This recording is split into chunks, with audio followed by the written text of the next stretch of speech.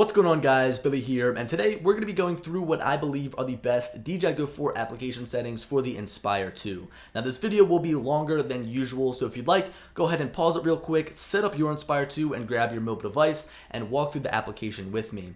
Now in this video, I'm only going to be going over settings that deal with flight of the Inspire 2. I'm going to leave the gimbal and camera settings for a separate video, as the Inspire 2 aircraft is sold separately from the gimbal and the camera. So I figured it'd be a good idea to just kind of split them up into their own separate video. If you'd like to watch that video, the gimbal and camera settings, go ahead and check the link down in the description. Anyway, let's just jump into the DJI Go application here. On this home screen, we've got a bunch of different information displayed: battery life, the status of our aircraft, telemetry, but there's no settings to change here. So what we want to do is click on the three dots in the top right corner. This will bring us to our general settings.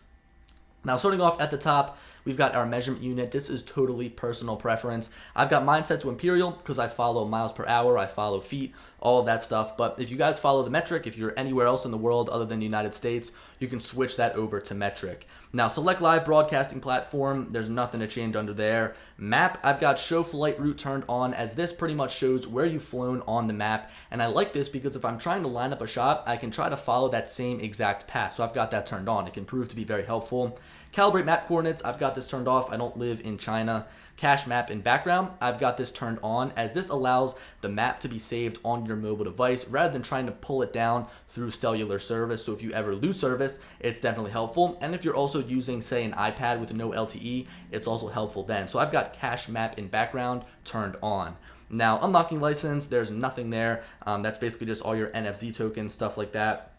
Video cache, I've got this turned off, as it takes up a lot of CPU usage, especially if you're using something like the iPad mini. I noticed that the app really doesn't work all that well when shooting. What video cache does is it actually stores a lower resolution of the video that you shoot on your mobile device. So you can go ahead and watch what you shot, but again, it's only going to be in, like, I believe 720p. So what I like to do is turn this off, and if I ever want to look at my footage, I just look at it off of the SD card, and I don't have to take up any CPU usage and also any storage on my phone trying to store all of that video. So I've got that turned off.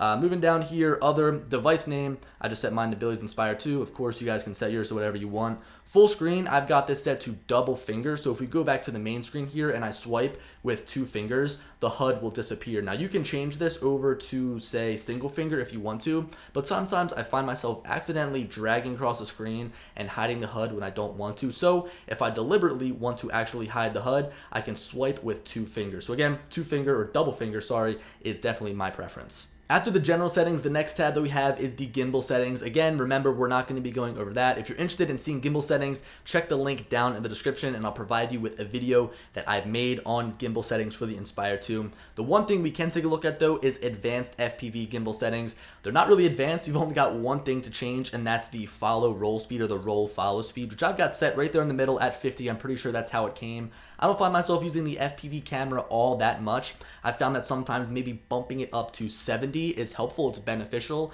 just because from there you're able to actually roll with the aircraft almost as it moves immediately. The higher you get, pretty much the less stable it becomes when you roll from side to side. But in my opinion, 50 is perfect. I haven't gotten much of a chance to fly with that FPV camera, but there's really not too many different settings to change for it.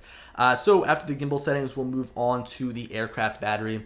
Now, there's not a whole lot going on here. The one thing I will recommend doing right off of the bat is pairing your aircraft batteries. So as you guys know, when you go to use the Inspire 2, you have to fly with 2 batteries, and if you pair them, then they'll go through the same life cycle together. They'll get the same amount of charge cycles, they'll be used the same amount of times, and if you go to try to use like an old battery with a new battery, the drone might give you some errors, as that older battery is not going to perform as well as the newer battery. So in my opinion, just to save the headache, pair your batteries and then label them so you can know the set that you're grabbing and then use them at the same time. It's really going to increase the length of life of your battery. That's pretty much what I'm trying to get at. So up here at the top of the aircraft battery tab, it shows you a lot of the different things about your battery, like your percentage. It shows you the temperature, it shows you the voltage, all that stuff. But we do have some different settings we can change as we go lower, like the critically low battery warning. I've got this pushed all the way down to 7%. You can take it up to 10%, but I found that 7% works best for me. That's pretty much when the drone is landing. Like once it's 7, it's coming down, it's starting to land. Low battery warning, I've got this to 15%. So low battery is basically when the app starts beeping at you really annoyingly, and also when it starts flashing red in the top left corner. Now the reason I had this down to 15% is because I always keep an eye on the battery myself. I pretty much know my percentage at all times, and if you can drag this up to like 50, like if you wanted to go all the way up there, imagine at 50% the drone starts beeping at you. Just really annoying. I bring this down to 15%, and once I hear that beeping, I know to come back. Now, Smart Return Home, I've got this turned on. So basically, wherever you are, the drone is doing constant calculations saying, okay, we're this distance away, we have this amount of battery life. It's going to tell you exactly when to come home and say like, okay, we only have enough battery life to come home. Sometimes it's a little bit generous. It does that and you'll come back and you'll have, oh God, I already have like 30% left. But the reason I had this turned on is because if I'm flying long distances, it does that calculation for me. And if I'm a little bit too far and it says that I should come back because I don't have a lot of battery left, I listen to it, as I don't want to deal with a drone that grounds itself or lands in the ocean or anything like that. So just as kind of like a backup solution, I've got this turned on.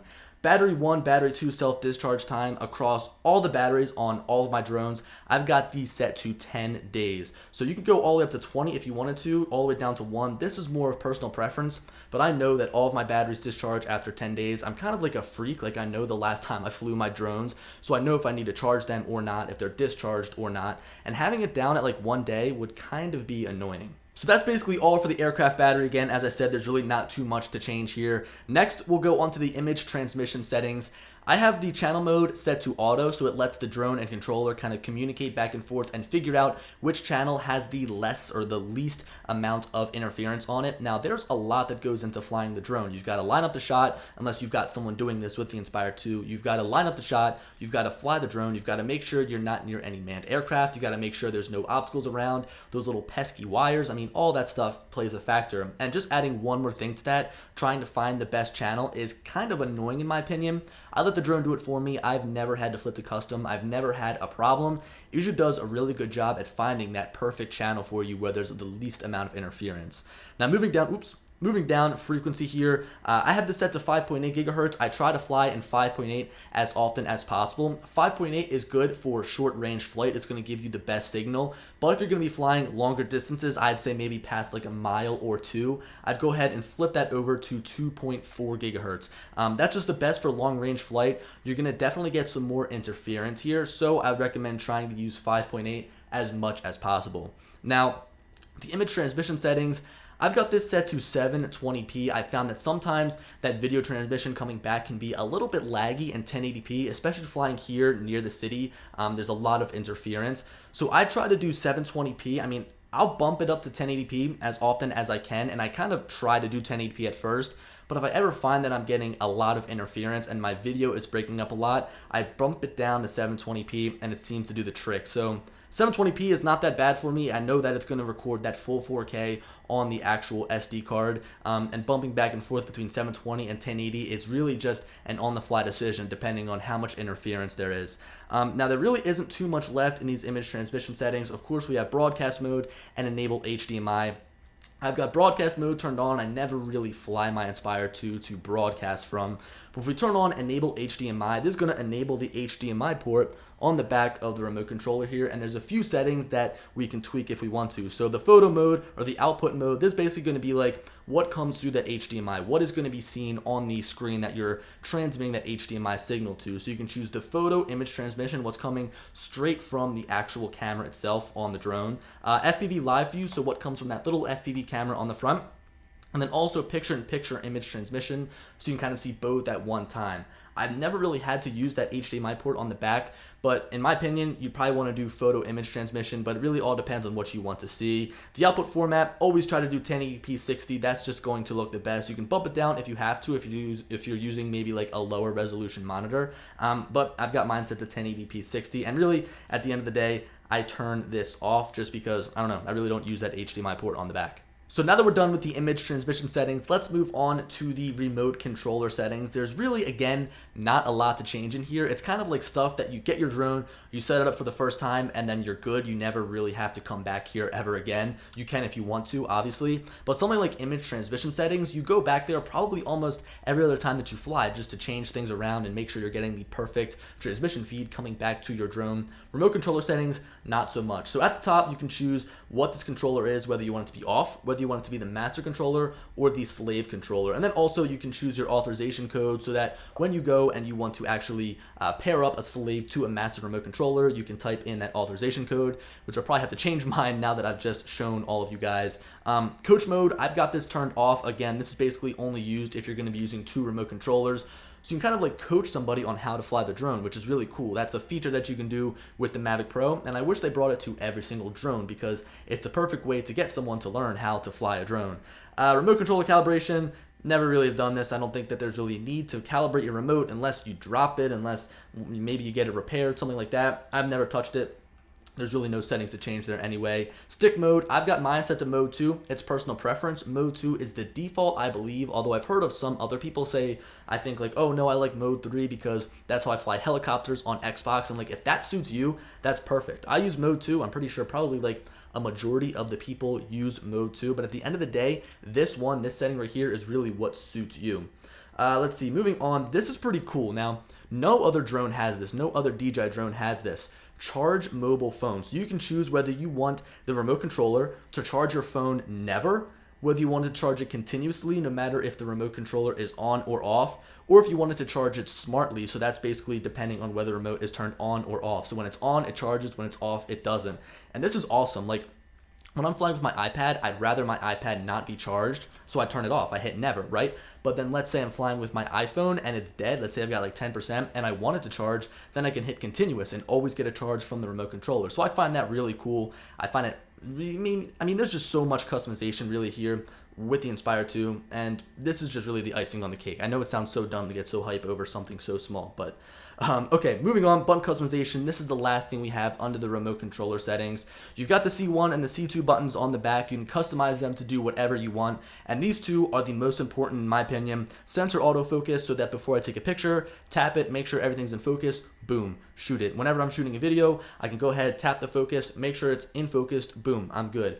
And then also I have recenter gimbal, so no matter which way the gimbal is faced, if it's pointed downwards and if it's like maybe a little bit towards the right, I can click this button on the back and it comes right back to center, pointing straight forward. In my opinion, those two are the best customizable buttons, but if you tap on this, you can see that there's a ton of different options to choose from, all of which can be beneficial to certain people depending on how you like to fly. But in my opinion, again, end of the day, center autofocus and recenter gimbal take the crown.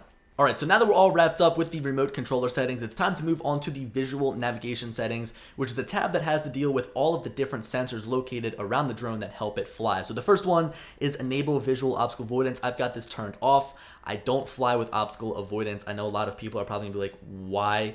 I don't know, sometimes I feel like it's limiting, sometimes I want to get closer to an object and I'm limited by the obstacle avoidance. Also, the sun plays a big role with obstacle avoidance. If it's low, sometimes the drone will think there's something in the way and it comes to a stop in the middle of the air. So I've got this turned off. Sometimes I'll turn it on, like if I'm in tight quarters, maybe, I don't know, it's kind of an on-the-fly decision, but overall, probably like 75% of the time, I've got this turned off. Now, if you do turn on obstacle avoidance, you've got a couple of other different settings, like you've got enable horizontal obstacle avoidance and tap to fly, which I turn on, as well as enable backward flying. I mean, if you're going to be using active track, it's really cool to have the drone be able to fly backwards as you're walking maybe towards it. It's flying backwards. I've got that turned on whenever I've got obstacle avoidance turned on. And then also tap to fly, that is an intelligent flight mode where the drone is flying itself, and whenever the drone is piloting itself and I'm not controlling the sticks, I like to have the obstacle avoidance sensors turned on. So of course I've got that turned on. Now, display radar chart, I've got this turned off. Usually it's a little bit annoying. It shows like a big red like area in the front of the drone when you're getting close to something. It takes up the entire live view. I just think it's annoying. I turn it off so we can get out of my way. But again, at the end of the day, I like to have these turned off. Now, moving down, we've got advanced settings. Enable vision positioning. I don't know why anybody would have this turned on. This helps the drone actually hover still. So if you've got strong gusts of wind, really if the drone is just hovering there, it's going to use those VPS sensors underneath to keep the drone stable. I think that it's probably the best thing on any drone. I'm so happy for it. It really does help you fly. I've got this turned on and I don't see why you would ever turn it off. Landing protection, I've got it turned on so that the drone, when it's actually coming down and landing by itself, if I ever use like return to home or something, is going to check to make sure that the area is safe. The reason I've got this turned on, although I never use return to home, is I'm so fearful that one day my drone is going to lose connection to the drone, or my remote is going to lose connection to the drone, and it's going to have to come back by itself and land by itself. And therefore, when that happens, and if it happens, cross my fingers it doesn't, it's going to check the area before it actually lands. Return to home obstacle check, again, I've got this turned on because anytime the drone is flying itself, like returning to home by itself, it's going to check for obstacles. Return to home remote obstacle avoidance. So what it's going to do is actually when it sees something in its way, it'll move around it. I've got this turned on because I don't want it to start flying and have something in its way and just come to a stop and be like, oh, I can't go any further. So I've got that turned on again. Whenever the drone is flying itself, I like to make sure those obstacle avoidance sensors are also turned on. Alright, so now that we're done with the visual navigation settings, we'll move on to the main controller settings, which is probably the most extensive set of settings in this entire application. There's so much to change just under this tab, so let's just start from the top. So remote identification, I've got all these settings turned off. It basically lets your remote act as like a digital license plate, or your drone act as a digital license plate, so people can know who's flying that drone. I've got it turned off. I don't think that like really anything is implemented to put this to use yet. I think it's in here for future use. Right now, I've just got it turned off. Home point settings, this is basically just allows you to reset the home point, no settings to change. Multiple flight modes, I've got it turned on. You guys know I love flying in sport mode, and if you want to fly in anything other than standard mode, you've got to turn this on to access sport and ATTI mode, so turn it on. Return home altitude, 120 meters. So basically the drone will fly up to 120 meters or 400 feet to come back to me when I hit return to home. I set this out of paranoia. I'm afraid that the drone is not going to go up above all the obstacles in the area. So just to be safe, just to be sure, I've got it set to 120 meters. Now, my max flight altitude, I've got this set to 500 meters. And people are like, oh, well, you're not allowed to fly above 400 feet. And I realize that. I don't abuse this. I don't go any higher than I have to, or any higher than 400 feet. But whenever I'm flying near structures, I have the ability to then fly 400 feet above the structure. And sometimes I don't get high enough. I get to that 400 foot limit, but I'm above the structure. So then I use the extra distance that I have, or the extra height that I have. Therefore, because I've then set my max flight altitude to 500 meters, which I think is like around 1,600 feet. Enable max distance, I've got this turned off. You can turn this on and then set basically how far the drone is allowed to fly away from you. I find it annoying. I don't want to be like walled in, like I don't want to fly 100 feet and say, oh, you can't fly any further. I've got it turned off. I just find that kind of annoying. Upward obstacle avoidance. I am very happy that they included this in its own section, opposed from just being in the visual navigation settings. So like when you turn off all the obstacle avoidance sensors, you can still use upward obstacle avoidance, which if I had to have like one set of obstacle avoidance sensors around the whole entire drone, it would be on the top, because sometimes I'm a little bit further away from the drone and I start to gain altitude. I'm like, oh man, am I going to hit that tree or not? Like I feel like my depth perception is almost off, and having those upward obstacle avoidance sensors really does make me feel better when I'm going up through a forest and I'm ascending upward, gaining altitude. So I've got those turned on all the time, no matter what. I find them very helpful. Advanced settings, now we're going to get into some of the more tricky stuff here. So gain and expo tuning. I did a video on this a while back, and I'm going to link that down in the description if you guys want to know more on these EXP settings. They're very difficult to understand. It's a little bit hard for me to explain, and it'll take a lot longer to explain in this video, and I don't want to take up like half the time just going over that. So check out that link down in the description about the EXP settings if you want to learn more. It's definitely helpful to tune those. Maximum descent speed while diving. I've got this set to 20 miles an hour. So when I'm diving with the Inspire 2, it is cooking. It's flying fast. Now the thing with that, with 20.1 miles per hour, is that obstacle avoidance might be turned off. So if we click on this, we can choose different options between like 8.9 miles per hour and 20.1 miles per hour. If you go anything over 8.9, obstacle avoidance will probably not work. And they put a disclaimer in here. Let's see, it says obstacle avoidance may be unavailable when the max descent speed while diving is set over 8.9 miles per hour. Fly with caution. You are solely responsible and liable for operation of the aircraft. So it's cool that they put this in here so we can dive at faster speeds, but just remember, you're responsible. Alright, so moving down here, these sensors, nothing much to change here. This is just kind of like where you go to calibrate the IMU, where you go to calibrate the compass, and also where you go to check up on them to make sure they're operating properly.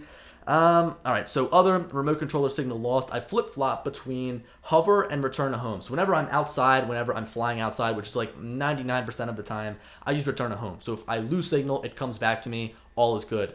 But if you're going to be flying inside, I'd recommend switching this over to hover so that the drone just sits there when it loses signal and doesn't go up and hit the roof. Now with those upward obstacle avoidance sensors, you're good, but with all the other drones like a Phantom or a Spark or a Mavic, they don't have those sensors, so they'll just keep flying up and boom, hit the ceiling. So what I like to do is pretty much all the time keep this on return to home, but if I'm inside, set it to hover.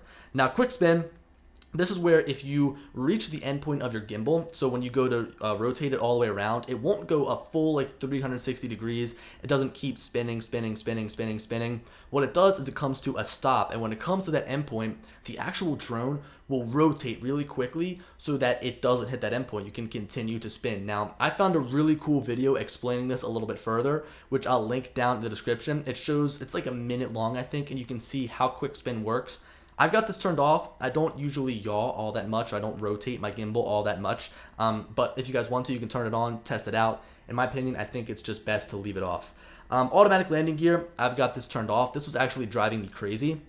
I was talking to Mel from 400 AGL. I don't know if you guys are aware of who he is, but he's been telling me a little bit about how to fly the Inspire. And one thing that was driving me insane is every time I took off, the landing gear would go up automatically by itself. I didn't want that to happen, so I dug through the settings and I turned off automatic landing gear. I like to control it with the little lever down here. I like to know that if it's coming down, I can put it into its landing mode by itself. So in my opinion, I turn off automatic landing gear. I like to fly my drones fully manual. Next up, near ground warning. This might be helpful. So if you've got automatic landing gear turned on, when the drone gets lower, it'll automatically come back down and then land. But if you've got that turned off, you're risking damaging the camera as you come lower. So if you want to turn on near ground warning, it'll come down, and once it notices it's near the ground, it'll stop for like 4 or 5 seconds. Make sure you've got that landing gear down, but if you don't have it turned on, it could come down and damage the camera. So I'm always aware of this. I've got it turned off, but if you're afraid, you can turn on near ground warning.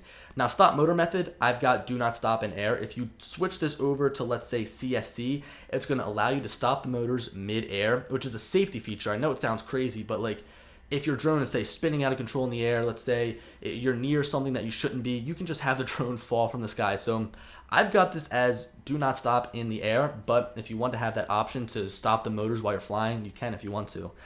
Disable landing gear auto lock. I've got this turned on so that when the drone comes down, the landing gear is not automatically locked. Again, I'm not really sure about the setting. These settings, I just like to make sure it's manual. I like to control it by myself, but disable landing gear auto lock, I've got it turned on.